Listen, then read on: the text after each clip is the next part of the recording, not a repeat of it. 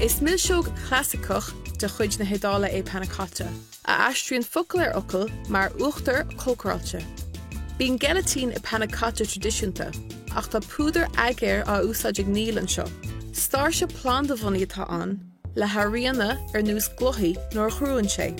Is idir siimplí é seo, ach ní mór an Pannacotta í dhéanamh roimhré. Caithfear é a uairú bheith séireach le ar a laghad sa chusnóir. So tosnóid a dúis agus cuirimid an bainne nó cócó isteach sa futacha. Agus níos písí beaga seachláid bán, agus an níos cuirimid isteach an órshúlach, agus brian beag fanaile, as cuirimid isteach an bainne soighe.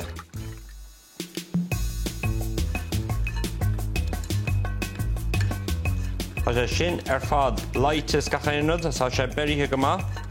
So caithim an agar a chur isteach as caithim é bheirú feag timplas 30 second agus son tosnóig an agar a gobar a gart.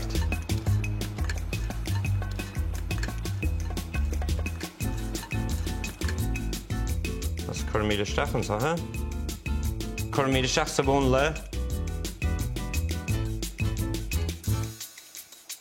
Agus sin inis sé ar fad, cuirimid an rud ar fad isteach sa chusnóir. Inis, Sútha Talún an soighe, Sútha Talún go éon áit an ansa do bliain, agus gairmid na leithiad. So, frochtán an soighe, cuirimid an Sútha Talún isteach.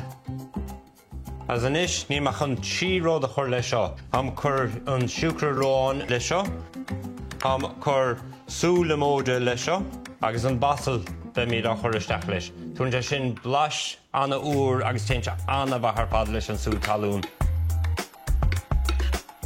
So nar hamid a dhéanamh seo, tá simara sé bheirú bheith just cúpla nómat. Ní bheith sé bhad beidir 2 nómad na 3 nómad ar an gcuid is mó. Tá so chud an isce thógan amachchas an Sútha Talún, agus tá so an blas ón Sútha Talún agus an basal a bhasca le chéile gart. As tá sé sin dentan is, so just cuirimid a leithéamh mar ní heasnaíonn go mar se anna thar fad nuair a bheith míad a úsáid. Agus inis, tá míad chun na briscaí nó cócó a dhéanamh. Tá íime goin, tá siúcra goin, tá órshúlach goin,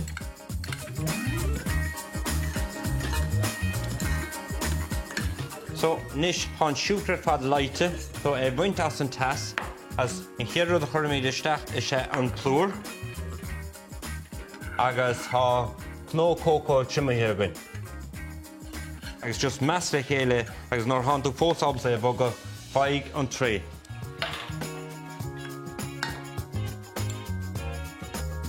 Rud éigean mar son, ní chaithú é lethe amach rómhór, mar lethe sé héananig amach nóir tha sé 6-9. As inis cuirimid é sin isteach sa 9.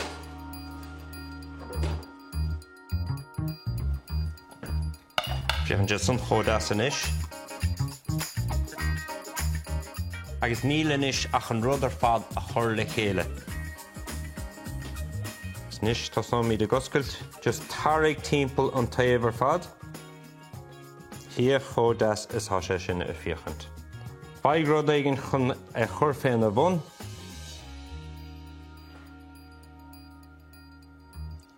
As geomí ceann an na briscaí an satha inis, agus sé sin millseog even Sútha Talún agus Pannacotta seachláide agus brisca nó cócó.